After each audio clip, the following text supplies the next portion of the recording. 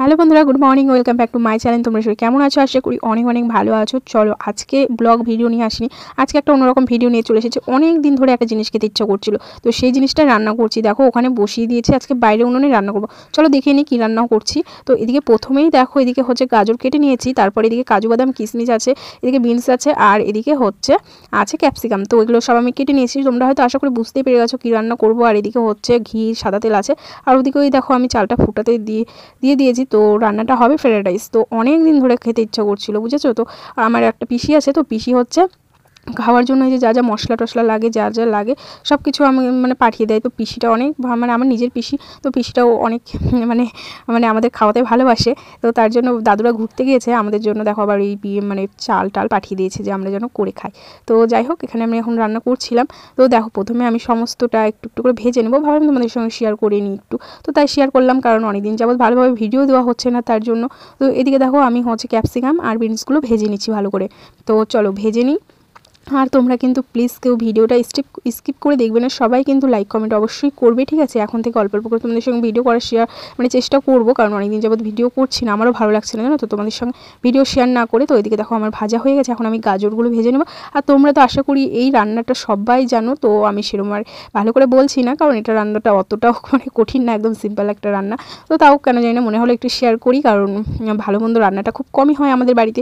তো তার জন্য যেদিন একটু ভালো মন্দ রান্না করি সেদিন তোমাদের সঙ্গে একটু শেয়ার করার চেষ্টা করি। তাহলে তোমরা আমি তো সেরকম রান্না করতে পারি না, তো যদি কোনো কিছু ভুল টুল হয়ে থাকে তাহলে তোমরা আমাকে শিখিয়ে দিতে পারবে, তার জন্য একটু শেয়ার করি।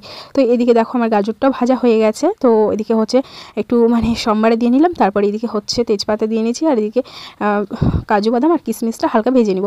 তো কাজু বাদাম কিশমিশটা একটু ভিজিয়ে রেখেছিলাম। তারপরে এদিকে দেখো সমস্তটা ভাজা, সব বিনস যা ভাজা ছিল, গাজর, সেগুলো দিয়ে তারপরে আমি এখানে দেখো ভাতটা দিয়ে দিয়েছি। তো ভাতটা আমার একটু নরম হয়ে গেছিলো, তাও কোনো ব্যাপার না, পরে ঝরঝরা হয়ে গেছিলো। তো এখানে দেখো আমি এখন ভালো করে ভাতটা হালকা পাতলা করে ভেজে নেব। তারপরে এখানে আমি একটা সিক্রেট মশলা দেবো, কারণ অনেকে যেন তো মশলা দেয় না, এরকম করেও নামানো যায়, কিন্তু আমার মশলাটা দিলে না বেশি ভালো লাগে। তারপরে এখানে সাদা তেল দিয়ে নিলাম একটু।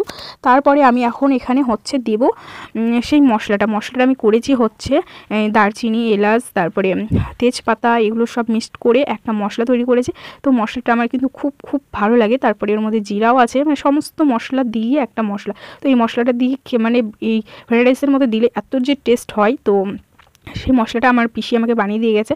তো তাই যাই হোক, পরে ঘি দিয়ে নামিয়ে নিয়েছি। তারপরে দেখো এখানে কি সুন্দর হয়েছে ফ্রাইড রাইসটা। পরে এখানে খাওয়ার টাইমে তোমাদের সঙ্গে শেয়ার করছি। দেখো ফ্রাইড রাইসটা বললাম না একটু ভাতটা নরম হয়ে গেছিলো, তো যাই হোক কোনো ব্যাপার না। পরে এই যে হালকা ঝরঝরা হয়েছে, তো এটাই অনেক। তো যাই হোক, অনেক দিন পর ফ্রাইড রাইস করেছি বাড়িতে, তাই তোমাদের সঙ্গে শেয়ার করলাম। প্লিজ তোমরা সবাই কমেন্ট করে জানাবে কে কেমন করে ফ্রাইড রাইস রান্না করো, আমার মতো কি করে রান্না করো কি না, অবশ্যই কমেন্ট করে জানাবে, ঠিক আছে। আর সঙ্গে কিন্তু ছিল মাছ, সরি, সঙ্গে কোনো মাছও ছিল না বা মাংসও ছিল না, ছিল হচ্ছে এই যে কাবলি ছোলার তরকারি। তো এটাই ছিল, কারণ হট করেই ফ্রাইড রাইসটা রান্না করেছি, তার জন্য। তারপরে আমি দেখো খেয়ে নিচ্ছিলাম আর তোমাদের সঙ্গে শেয়ার করছিলাম কেমন হয়েছে। তো সবাই বলছিল খুব সুন্দর হয়েছে, কারণ এর আগেও আমি অনেকবার রান্না করেছি, তোমরা হয়তো দেখেছো, আমি ভিডিও দিয়েছি। তো আমি এখানে খাচ্ছি, আর দেখো পাশে আমার বোন ছিল, আমি বোনকে ভিডিও করাচ্ছি, তো ও আবার সরে যাচ্ছে, বলছে তুই একাই ভিডিও কর, আমাদের করিস না। তো যাই হোক চলো, আমি খেতে খেতে আজকের ভিডিওটা আমি এখানেই এন্ড করে দিচ্ছি। আর আমার ছেলেকে কিন্তু খাইয়ে নিয়েছি, ছেলে খেয়ে দিয়ে ঘরে ঘুমিয়েছে। তো চলো নেক্সট ভিডিও দেখা হচ্ছে, ভালো থাকবে সবাই। আর অবশ্যই কিন্তু কেউ কমেন্ট করতে ভুলো না, ঠিক আছে। আর কালকে থেকে খুব সুন্দর সুন্দর করে ব্লগ শেয়ার করব তোমাদের সঙ্গে। অনেকদিন যাবত ভালো করে ভিডিও শেয়ার করা হয়নি, তো এখন খুব সুন্দর করে ব্লগগুলো শেয়ার করব। তো চলো বন্ধুরা, আজকের ভিডিওটা আমি এখানে খেতে খেতে শেষ করছি।